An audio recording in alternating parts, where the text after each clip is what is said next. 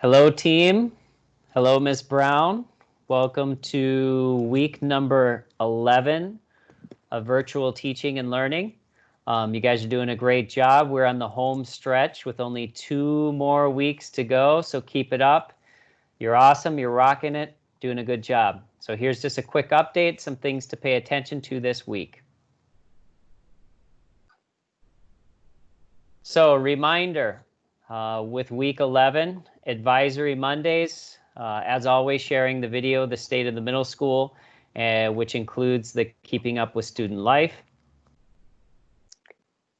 Also, for Lincoln Lowdown this week, we have a survey for you to fill out for classroom arrangements.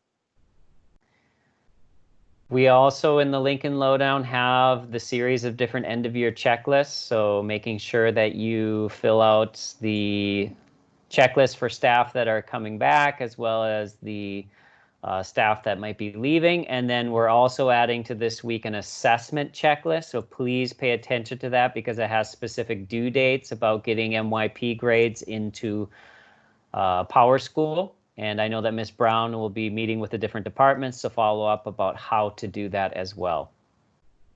Along those lines, please finish giving any summatives this week. That will help us with the assessment checklist and making sure that all students can turn in their summatives that last week. Also, just a little hint about next year. I know there's a lot of speculation about what that's going to look like. Are we coming back to face-to-face classes? Are we going to be continuing with online learning? Right now, we just putting together different scenarios so that we're prepared to start the year, whatever that looks like. We do know that the Ministry of Education is going to be starting progressively with face-to-face learning in July. So we're going to have to wait and see how that goes. We're also going to have to wait and see what sort of protocols and guidelines they publish. Right now, a lot of the information is just rumors and there's nothing official out yet.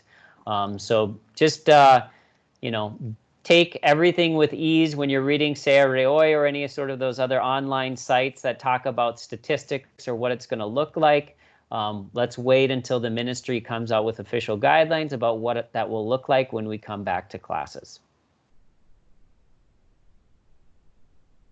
This week's schedule, Monday, June 1st, starting with A56. And again, I'll send this out to the middle school announcements chat, as well as it will be present in the Lincoln Lowdown.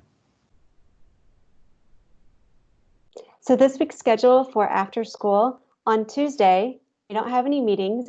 Please use this time to work on grades. And Thursday afternoon, we're going to have a quick check-in with the grade level teams, mostly just to look at what we're going to be planning for the last day of classes. We're going to be running a half-day schedule with a nice little advisory activity at the end of the day, something to bring closure to the year for the students. So you're going to be talking about that at your grade levels. And then for the rest of the afternoon, you can use that time to work on grades as well. Assessment checklist. As Mr. Holman mentioned earlier, the assessment checklist is part of the Lincoln Lowdown this week. In the checklist, you will see due dates for semester 2 grades and Y1 grades. Please make sure that you look at the checklist, those due dates, and all the information on that checklist. Some information about semester 2 grades or S2 grades. There, you will look at the data that you've collected over this semester to use your professional judgment to come up and determine a best fit grade for each criterion. Criterion A, criterion B, criterion C, and criterion D. You will also in S2 insert your RERA grades. Your RERA grades were already updated in March. So what you need to do for semester 2 and before the end of the year is just to update them and look at them to make sure that they are representing the students' behavior at this time. You'll also enter your comment grade, your comments for semester 2, S2. So criterion grades, RERA, and comments all for S2. For Y1, you're going to be looking at the data collected over the year. So you will be using your professional judgment on the strand data for each criterion to determine a best fit criterion grade for criterion A, criterion B, criterion C, and criterion D. You will not need to do anything else except to determine those best fit criterion grades. You may start as soon as you have all of your summative assessments graded and entered into PowerSchool. Once you have your summative assessments in PowerSchool, you can start to determine those best fit grades for each criterion. And as always, thank you so much for everything you do. Thank you for doing the best work that you can do right now. We really appreciate everything you're doing, and keep up the great work.